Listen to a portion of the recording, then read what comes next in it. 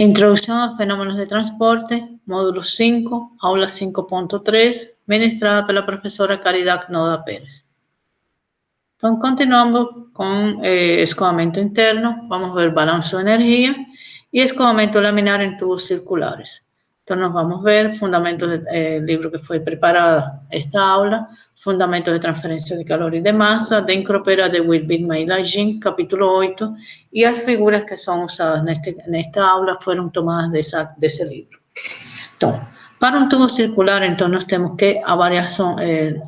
diferencial de la tasa de conversión es igual a que el flujo térmico veces el perímetro veces el diferencial da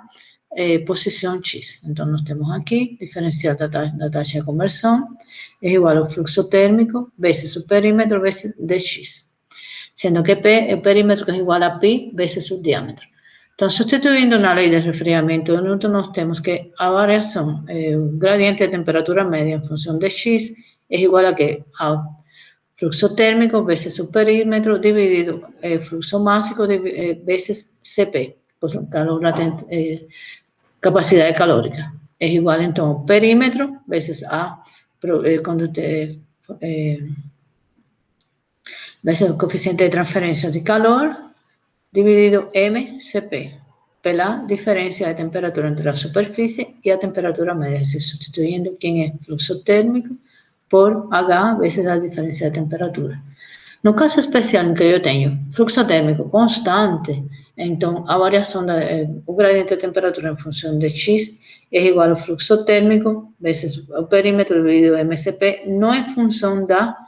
posición. Entonces, integrando, entonces, se obtiene que a temperatura media en X es igual a temperatura media de entrada más el flujo térmico en X veces perímetro dividido mCp veces X.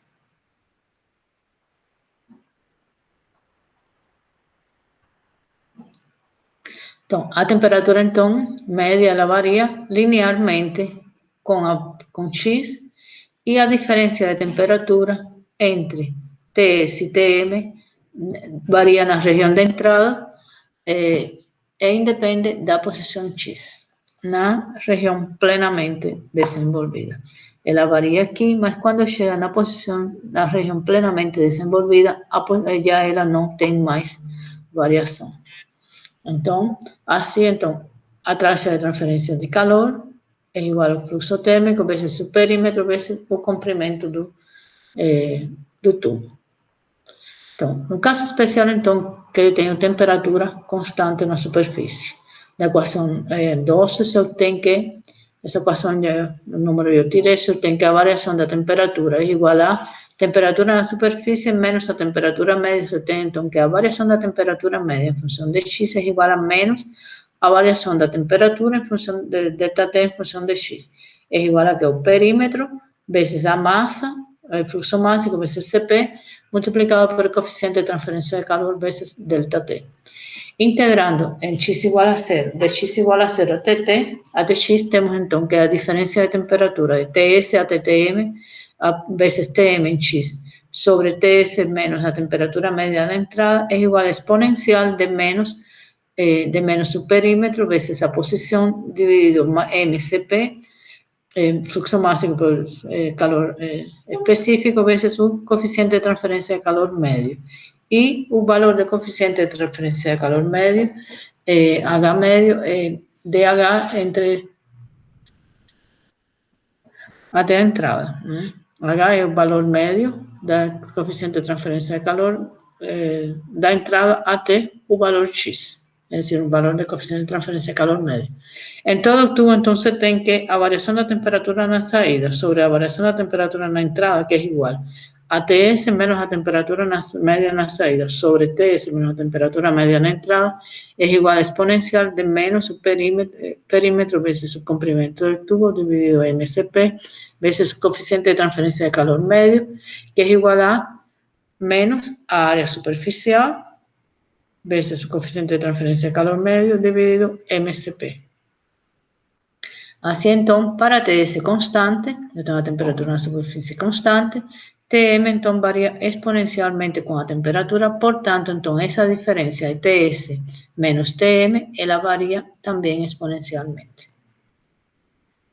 Então, da equação, então, a variação da temperatura média em função de X é igual ao fluxo térmico vezes o perímetro dividido fluxo máximo vezes Cp, onde o perímetro é π vezes o diâmetro e o fluxo máximo é igual a densidade vezes a velocidade média multiplicado por π de 2 sobre 4, se obtém então que a temperatura média em X menos a temperatura na superfície em X é igual a menos 11 dividido 48 vezes o fluxo térmico vezes o diâmetro sobre o valor de K, condutividade térmica. Combinando então com a lei de resfriamento de Newton, a lei de resfriamento de Newton com a equação esta anterior, se obtém que o coeficiente de transferência de calor é igual a 48 dividido 11 vezes K sobre D, sobre o diâmetro, ou que o número de Nusselt, que é igual a H vezes diâmetro, dividido K, é igual a 4,36. Então, na região plenamente desenvolvida, quando eu tenho o fluxo térmico constante, o número de Nusselt é igual a 4,36. Então, para fluxo térmico constante, na região plenamente desenvolvida, o número de Nusselt, então, independe do número de Prandtl e do número de Reynolds e da posição X. Já para a temperatura na superfície constante, substituindo então o perfil de velocidade, nós temos que o perfil de velocidade em R sobre velocidade média é igual a 2 vezes 1 menos R sobre R0 ao quadrado, que é a expressão que já nós vimos anteriormente.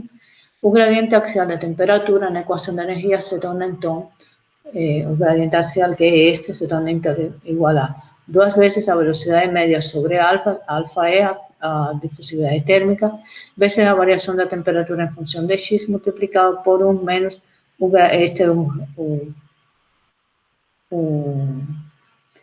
perfil de temperatura em R sobre R0 ao quadrado vezes Ts menos T sobre Ts menos Tn.